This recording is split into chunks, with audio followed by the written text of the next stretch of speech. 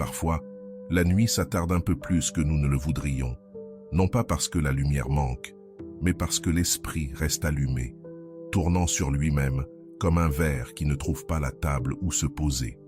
Et toi, en silence, tu remarques ce bourdonnement qui naît dans la poitrine, cette inquiétude qui ne demande pas la permission.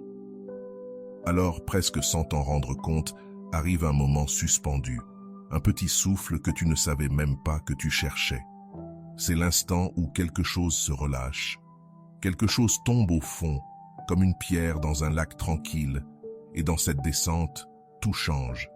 Ce n'est pas de la magie, ce n'est pas de la force. C'est le moment où tu cesses de lutter contre ce qui ne dépend pas de toi. Cet instant si petit qu'il manque presque d'être remarqué, c'est là que commence un chemin différent. Il y a des jours où l'inquiétude ressemble à une pluie fine qui ne s'arrête jamais. Elle ne trempe pas complètement, elle n'étouffe pas, mais elle pénètre. Et tu avances avec cette humidité sur le corps, comme si tu portais un manteau plus lourd qu'il ne devrait l'être. Si ce message résonne en toi, si tu sens que c'est exactement ce que tu avais besoin d'entendre aujourd'hui, abonne-toi et laisse un like. Non pas seulement pour aider cette vidéo à toucher plus de monde, mais pour t'engager envers toi-même, pour reprendre le contrôle de ta vie. Parfois, cela commence très tôt, avant même d'ouvrir les yeux. Une intuition, une sensation dans le ventre, une pensée à peine formée. Oui, l'esprit fait cela quand il n'a pas encore appris à faire confiance. Il construit des scénarios qui n'existent pas encore, répète des phrases qui n'ont jamais été prononcées, anticipe la douleur comme s'il pouvait ainsi l'éviter. Un après-midi, j'ai vu un vieux moine assis face à un cyprès. Le vent faisait bouger les branches et lui ne semblait rien regarder sans pour autant paraître perdu. Je me suis approché suffisamment pour l'entendre dire quelque chose dont je me souviens encore. S'inquiéter, c'est essayer de vivre 2 fois la même journée. Je suis resté immobile. Il l'a dit sans solennité, sans regarder qui que ce soit, comme s'il parlait à l'arbre. Et peut-être que toi aussi, tu as déjà ressenti cela, cette double vie que l'esprit invente, celle où ce que tu crains arrive sans être arrivé. Respire ici un instant. Il n'y a rien à changer. Ressens simplement l'air qui entre par le nez, la douceur de l'expiration. Nous n'essayons pas de te réparer. Il n'y a rien à réparer. Nous regardons simplement ensemble. Quand la respiration devient un peu plus longue, un peu plus bienveillante, quelque chose s'ordonne.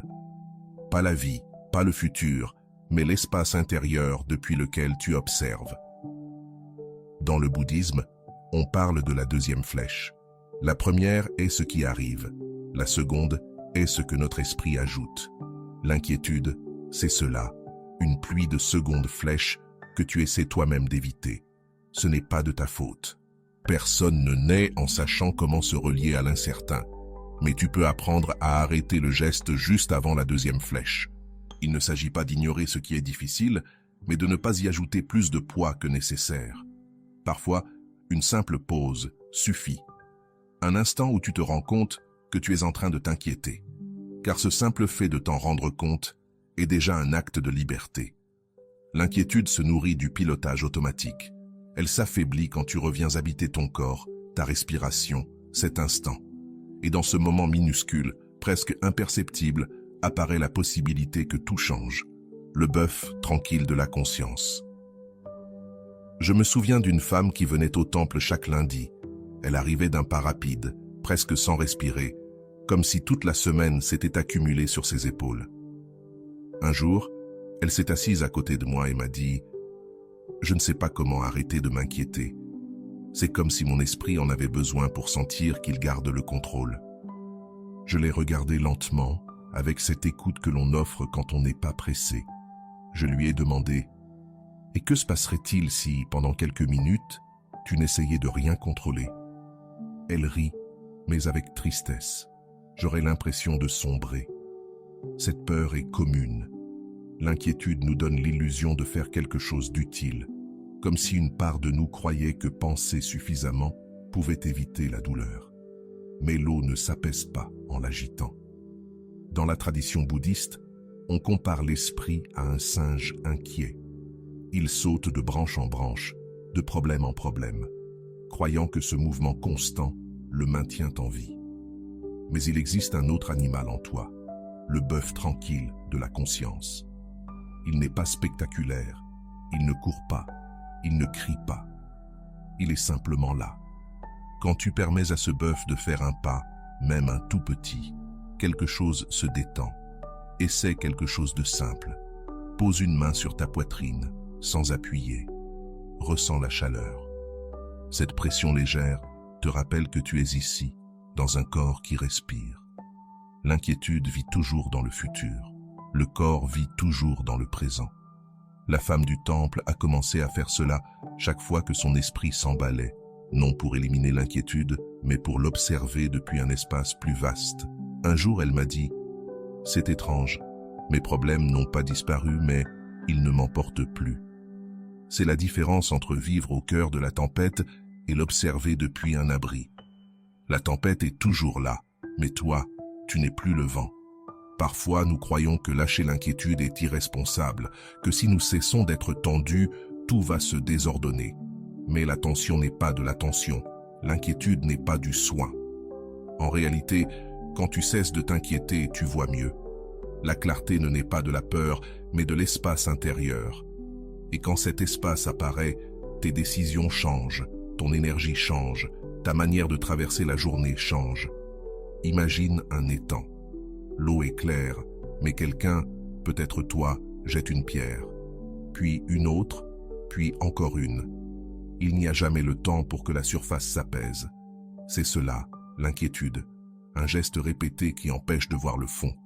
Mais si tu cesses de jeter des pierres, même pour quelques secondes, l'eau commence à s'éclaircir d'elle-même. Non parce que tu la forces, mais parce que c'est sa nature. L'esprit a aussi cette nature. La clarté apparaît quand on cesse de le perturber. Un matin, en marchant sur un sentier couvert de feuilles, j'ai entendu une conversation entre deux jeunes moines. L'un demandait « Comment savoir si je lâche vraiment ?» L'autre a répondu « Quand tu cesses de pousser ». Cette phrase est aussi pour toi. L'inquiétude est une poussée constante vers demain, vers ce qui pourrait se briser, vers ce que tu ne peux pas contrôler. Lâcher prise, ce n'est rien jeter, c'est arrêter de pousser. Tu peux essayer maintenant. Laisse tomber légèrement les épaules, pas complètement. Juste 1 millimètre. Ce geste minuscule suffit pour que le corps comprenne qu'il n'a pas à tout porter. L'inquiétude est une charge que l'on porte souvent là, dans les épaules, la mâchoire, le plexus solaire. Quand tu desserres un peu le corps, l'esprit reçoit un message silencieux. Il y a de l'espace. Tu peux te reposer. Dans le bouddhisme zen, on raconte l'histoire d'un maître qui traversait une forêt avec un disciple rempli de peur. Chaque bruit le faisait sursauter. Finalement, le maître s'arrêta et dit « Écoute bien, tout ce que tu crains n'est pas encore ici. Mais toi, tu es ici. Respire là où tu es. » C'est cela. Quand tu respires là où tu es, tu reviens à la vie réelle, à ce qui existe vraiment, à ce que tu peux toucher. Et depuis là, tu peux regarder tes inquiétudes avec plus de douceur, comme des oiseaux sur un fil. Ils arrivent, se posent, repartent. Ils n'ont pas besoin que tu les chasses, seulement que tu n'en fasses pas ta maison. Ce qui surprend, c'est que lorsque l'esprit cesse d'anticiper les dangers, le cœur peut ressentir autre chose. De la gratitude, de la beauté, de la compassion envers soi-même. L'inquiétude est bruyante, la clarté est silencieuse, mais ce silence porte bien plus que tu ne l'imagines. Une fois, pendant une retraite, un jeune homme s'est approché avec des yeux fatigués. « Ce qui m'inquiète, m'a-t-il dit, c'est de ne pas être suffisant. Pas pour les autres, pour moi. » Ce type d'inquiétude est une ombre qui nous suit de près. Elle ne parle pas du monde. Elle parle de notre relation avec nous-mêmes. Dans le bouddhisme, on explique que le « moi » que nous croyons être est bien plus rigide que ce qu'il est réellement. Nous nous jugeons à distance, comme si nous étions un étranger qu'il faudrait évaluer en permanence. Mais lorsque nous cessons de surveiller ce « moi », quelque chose de plus tendre apparaît. quelque chose qui attendait depuis longtemps d'être vu sans condition. J'ai demandé au jeune homme de s'asseoir et de sentir ses mains. Rien de plus. Pose-les sur tes cuisses et remarque leur poids, la chaleur, la texture de ta peau. Après un moment, ses épaules se sont relâchées. « Que ressens-tu maintenant ?» lui ai-je demandé. « Je sens que je suis ici et que, pour un instant, je n'ai pas besoin de prouver quoi que ce soit. Cet instant est précieux. C'est une porte. L'inquiétude liée au fait de devoir être suffisant naît de la peur, mais elle se dissout dans la présence. Car lorsque tu es réellement ici, tu ne te compares plus à des fantômes. Il est important de se souvenir d'une chose. Le Bouddha enseignait que l'esprit crée des histoires et que nous vivons à l'intérieur sans jamais nous demander si elles sont vraies. Si tu observes attentivement les préoccupations les plus profondes, tu verras qu'elles ont toutes la même racine, une sensation de manque. Mais ce manque n'est pas réel, c'est une interprétation. Quand tu fais l'expérience directe de la vie, sans filtre, sans jugement, sans comparaison, il ne manque rien. Tu es complet dans cet instant, même avec tes imperfections. L'inquiétude recule lorsque naît la compassion, non pas une compassion grandiose, mais quelque chose de doux. Le geste de ne plus t'exiger autant, de ne plus te parler avec dureté, de t'autoriser à te reposer. Parfois, il suffit de poser une main sur l'abdomen et de te dire sans mots « Je suis avec toi ». Ce message silencieux transforme davantage que n'importe quel conseil, parce que l'inquiétude se rétrécit face à la tendresse. Si tu as déjà observé le feu, tu as vu qu'une petite braise peut raviver de grandes flammes si on continue de souffler dessus. L'inquiétude fonctionne de la même manière. Mais si tu n'alimentes pas la braise, si tu la laisses simplement être sans ajouter d'air, elle s'éteint d'elle-même. Cela ne signifie pas nier ce qui t'inquiète, mais refuser d'en faire un brasier qui domine ta maison intérieure. Je me souviens d'une nuit de tempête au monastère. Le vent frappait les murs et certains moines regardaient dehors avec inquiétude. Le maître est sorti, a observé le ciel et a simplement dit « Le vent fait son travail, faisons le nôtre, être présent. » Et nous sommes tous retournés à nos tâches. Le vent a continué, mais nous ne luttons plus contre lui. Voilà ce qui se passe quand tu cesses de t'inquiéter. Les tempêtes ne disparaissent pas, mais tu n'essaies plus de les arrêter avec tes mains. Et c'est ceci. Reste en silence pendant 2 respirations complètes et écoute n'importe quel son autour de toi. N'analyse pas, n'interprète pas, reçois simplement. Cet acte de recevoir sans rien ajouter t'entraîne à ne plus fabriquer d'inquiétudes supplémentaires. Tu deviens un espace où la vie se déroule sans résistance. Lorsque l'esprit apprend à recevoir sans se crisper, il découvre une vérité simple. Ce qui arrive, arrive. Ce qui passe, passe. Et toi, tu restes toi, au milieu de tout. Parfois, l'inquiétude se déguise en responsabilité. Nous croyons que si nous ne pensons pas constamment aux problèmes, nous ne sommes pas adultes. Mais la maturité ne se trouve pas dans l'inquiétude. Elle se trouve dans le fait d'habiter la réalité. Le Bouddha parlait de la vision juste. Ce n'est pas une croyance, c'est une manière de voir. C'est le moment où tu distingues ce qui dépend de toi et ce qui n'en dépend pas. Cette clarté ne te rend pas passif, elle te rend efficace. Car lorsque tu cesses de gaspiller ton énergie sur ce que tu ne peux pas contrôler, une force apparaît pour ce que tu peux réellement faire. Pense à un lever de soleil.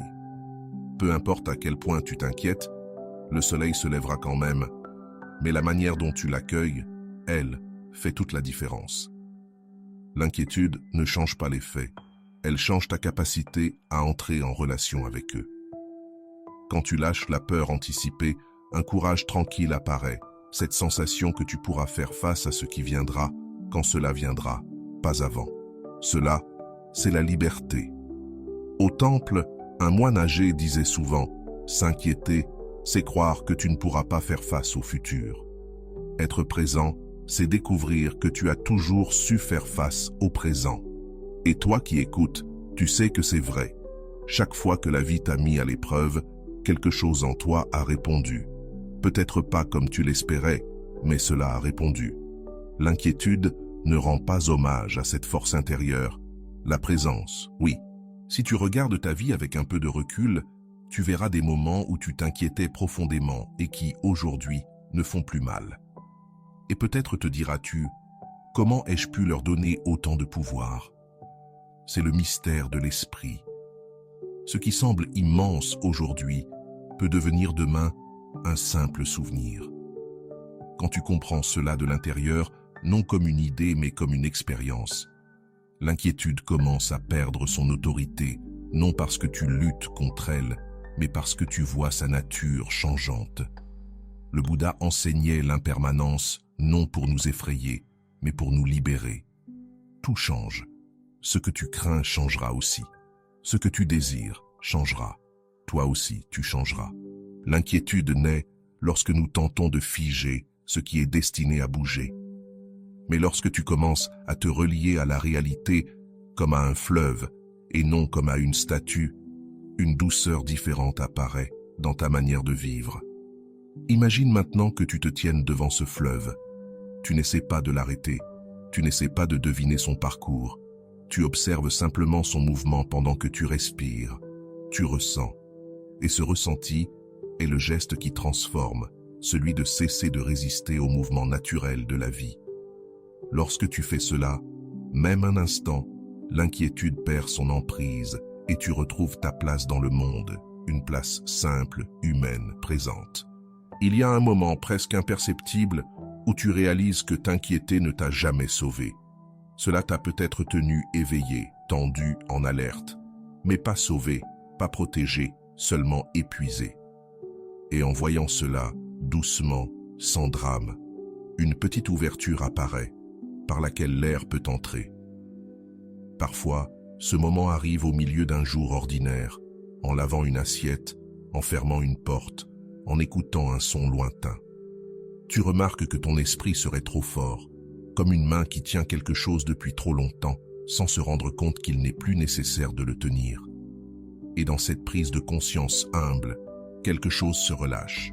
Ce n'est pas une révélation spirituelle extraordinaire. C'est quelque chose de profondément humain. Reconnaître que tu es fatigué de porter ce dont tu n'as pas besoin. Lâcher un peu ne fait pas de toi quelqu'un d'imprudent ou d'irresponsable. C'est presque l'inverse. Cela te rend digne de ta propre vie, parce que tu commences à regarder ce qui se passe sans le voile épais de la peur anticipée. Tu commences à écouter les battements de ton cœur sans leur demander d'explication. Tu commences à faire confiance au fait que tout ne dépend pas de tes pensées. C'est étrange comme la vie continue, même quand toi, tu t'arrêtes. La respiration entre et sort, sans demander la permission. Le corps retrouve son rythme. Le monde continue de tourner, avec ou sans tes inquiétudes. Et toi, pour la première fois depuis longtemps, tu sens que tu peux te reposer à l'intérieur de toi. Il y a une tendresse silencieuse dans le fait de comprendre qu'il n'est pas nécessaire de tout anticiper. Une tendresse qui naît du fait de te reconnaître vulnérable et pourtant pleinement capable d'être ici. Parfois, je pense que l'inquiétude naît lorsque nous oublions que nous avons une place dans le monde et que ce n'est pas une place à conquérir, mais une place que nous occupons simplement en respirant. Je me souviens d'un après-midi où, après une journée particulièrement dense, je me suis assis près d'une fenêtre ouverte. L'air entrait comme s'il savait exactement ce dont j'avais besoin. Ni trop froid, ni trop tiède, juste ce qu'il fallait. Et tandis que je le sentais sur mon visage, j'ai compris que ma vie n'était pas la liste interminable de choses que je craignais de voir mal tourner, mais cet instant, cet air, ce corps qui se laissait porter par la chaise, ce silence qui ne demandait rien. Et à cet instant, il y avait une forme de dignité tranquille, comme si la vie me disait « Regarde-moi, je suis ici avec toi, tu n'as pas besoin d'aller dans le futur pour survivre. » Lâcher l'inquiétude n'est pas un acte héroïque. Personne ne t'applaudit pour cela. Personne ne sait même que tu es en train de le faire. Mais toi, tu le sais. Et dans cette intimité, quelque chose revient. Tu reviens à la part de toi qui n'a rien à prouver, qui n'a pas besoin d'être prête à tous les scénarios possibles, qui n'a pas besoin de contrôler le mouvement du monde. Cette part de toi a toujours été là, à attendre. C'est la part qui sent le soleil sur la peau, celle qui écoute un oiseau et reste un instant de plus, celle qui sourit sans raison, celle qui sait que l'impermanence n'est pas une menace, mais un soulagement. Rien ne reste accroché pour toujours, pas même tes peurs. Quand tu reviens là, tu découvres que la clarté n'était pas quelque chose à construire. Elle était sous les couches de tension, et que le calme n'était pas une récompense pour une bonne conduite, mais une maison dans laquelle tu pouvais revenir à tout moment. Il n'est pas nécessaire que la vie soit parfaite pour s'y reposer. Il suffit simplement que tu sois présent, rien de plus. Et depuis ce repos, oui, les choses changent. Pas comme un tournant dramatique, mais comme une lente réorientation vers ce qui a toujours été vrai. Tu deviens plus doux avec toi-même, plus patient, plus réel. L'inquiétude perd de son volume. Les ombres cessent de paraître gigantesques. Le présent devient suffisant. Et tu réalises que tu es toujours là, que tu respires encore, que tu es toujours capable de regarder la journée avec des yeux nouveaux, que le monde ne te demandait pas la perfection, mais la présence. Cet être-là, si simple, si humain, transforme tout le reste, sans effort, sans prétention, juste en étant. Si à un moment de ce voyage tu as ressenti un léger soulagement, une respiration plus profonde, dis-le-moi. Je lis chaque commentaire comme si je m'asseyais en face de toi, une tasse chaude entre les mains. Et si tu souhaites que ce type de calme atteigne quelqu'un que tu aimes, tu peux partager cette vidéo. Parfois, un seul geste ouvre une journée entière pour quelqu'un.